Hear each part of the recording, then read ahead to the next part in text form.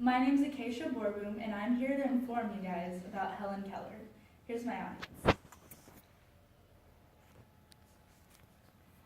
One thing a lot of people don't know about Helen Keller is that she was actually born with hearing and sight, but lost them both at the age of 2 due to an infection. I'm mainly going to be talking about her childhood and her impact on others, but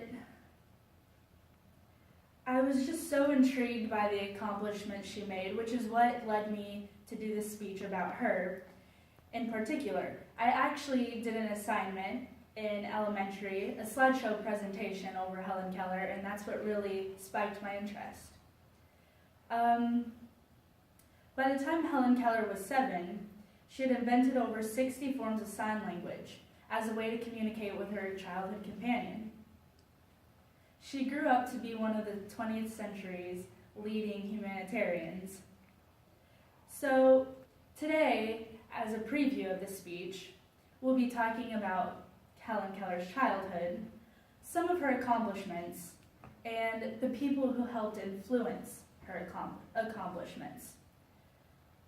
So for Helen Keller's childhood, she was born in Tuscumbia, Alabama on June 27, 1880. Her father had been an officer in the Confederate Army during the Civil War prior to her birth.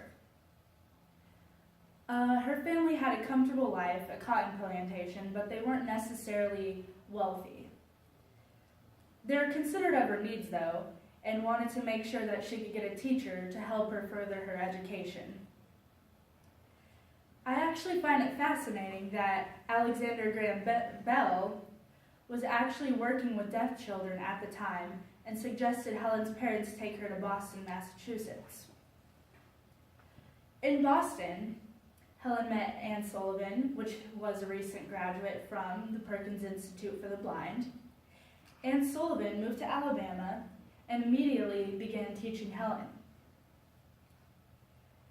They began with fingerspelling when she was around 6 years old, according to the editors at biography.com. She was defiant at first, but Anne wouldn't let her give up.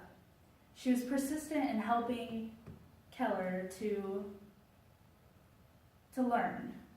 It was difficult at first to associate the objects in her hands with the finger letters, because that is the first thing that Anne taught her.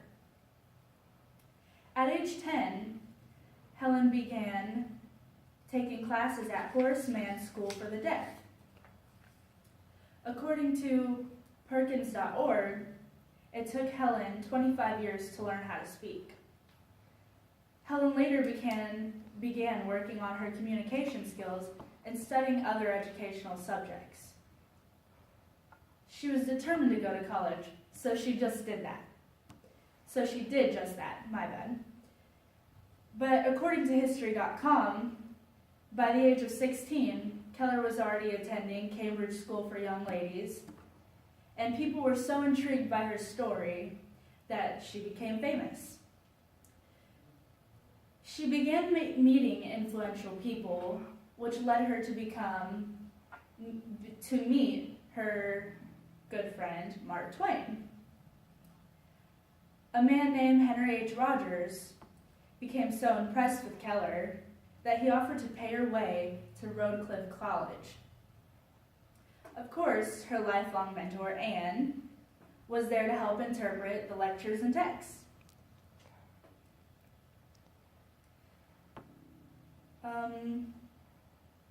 Helen Keller was an inspiration and a motivator for a lot of blind and deaf children at the time, and she showed a lot of people that things were possible.